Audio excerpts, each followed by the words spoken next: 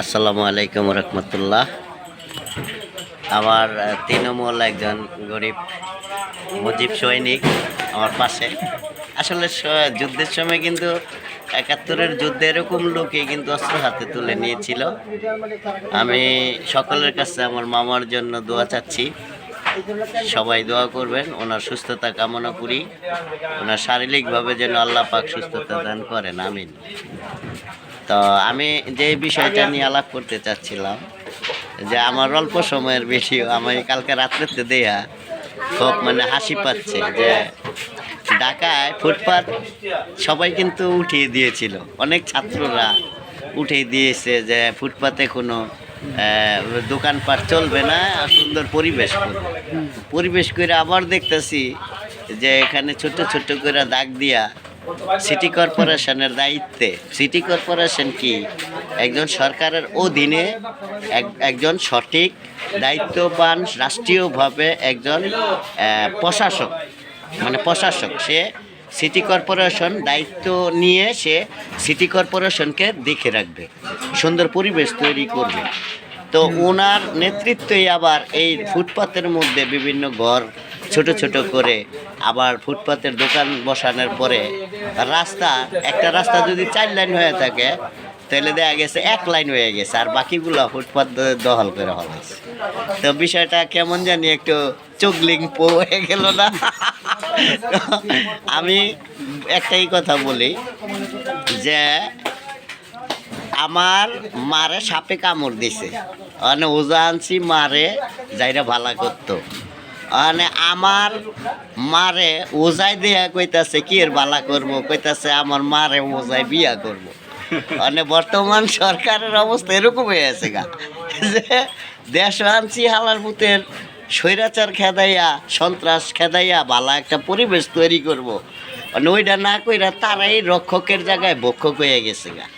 এই ভক্ষক সরকারকে বলবো অতি দ্রুত সঠিকভাবে যদি আপনারা কার্যক্রম না করতে পারেন তাহলে আপনাদেরও মনে করেন কপালও দুঃখ আছে, এটা চিউর আইজোক কাইলোক, হয়তো 2 দিন পরে হইব। আমার মুরব্বী মামুরা বলতো যে নিচের ফুটকি কাশিদা কাইটা লাইলে কিছু করার নাই, কি কয় যে তোমার ফুটকি তুমি কাশিদা কাটছো, তুমি কে লেগে পড়ালেখা করলা না, তুমি আজকে যদি পড়ালেখা করতা তাহলে তো চাকরি পাইতা, ইট ভাঙ্গা ভাত খাওয়ান লাগতো না, রিক্সা চালায় ভাত খাওয়ান লাগতো না। ওই মামুগো কথা না শুন না পড়ালেখা করছি না করার কারণে অনেক কামলা দিয়া খাওয়ান লাগে। এর লিগে কয় মামুরা মাঝে মধ্যে যে নিজের কাছে দিয়া নিজের বুটকি ফাটছ, আমগো কিছু করার নাই। তো ঠিক এরকম বর্তমান যারা নেতৃত্ব দিয়ে দেশকে সুন্দরভাবে পরিচালনা করার দায়িত্ব নিছেন, তারা যদি সঠিক দায়িত্বটা পালন না করে যদি নিজের কাছিটা ফারেন, এটা কারো কিছু করার নাই। এটাই মনে হয় হচ্ছে, এটা আমার বিবেকে আমি বলতেছি। রাজেন্দ্রপুর থেকে আমি মুক্তিযুদ্ধ চেতনা টিভির একজন রিপোর্টার, শ্রীপুর থানা।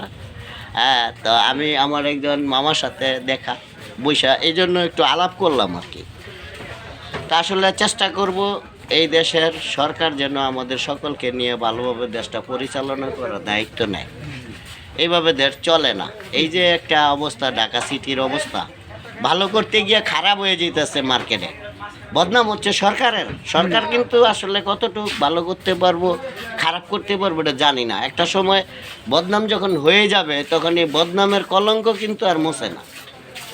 একবার গাঞ্জাখোর যদি মানুষের মুখে উইডা যায় যে ওই শালায় গাঞ্জা খায়, মদ খায় বা চুরি করে, এটা কোনো দিন আর মোছে না, সে শত ভালো হয়ে গেলে। তো আমি এই জন্য সকলকে বলবো, এই যানজট নিরসনের জন্য আপনারা বিজনেস না কইরা সঠিকভাবে রাস্তা পরিষ্কার, যতটুক রাস্তা দরকার অতটুক রাইখা বাকি একটা হকারের কোনো জায়গায় মার্কেট করেন বা ওইখানে তাদেরকে সুযোগ সুবিধা কইরা দেন। বা অনেক জায়গা আছে সরকারি, গাজীপুরও প্রচুর জায়গা আছে খাট জায়গা, এগুলা না কইরা রাস্তার 3 ভাগ ওই ফকাররা দল কইরা বিজনেসের একটা ব্যবসা সিস্টেম করে ফেলাইছে। এটা জানি না, রাজনীতির হয়তো কোনো প্রটোকল হতে পারে। এটার থেকে বেরিয়ে আসেন। খোদা হাফেজ। আবার দেখা হবে হয়তো কোনো একটা মামুর সাথে, মনের কথা বলবো, হৃদয়ের কথা বলবো। খোদা হাফেজ।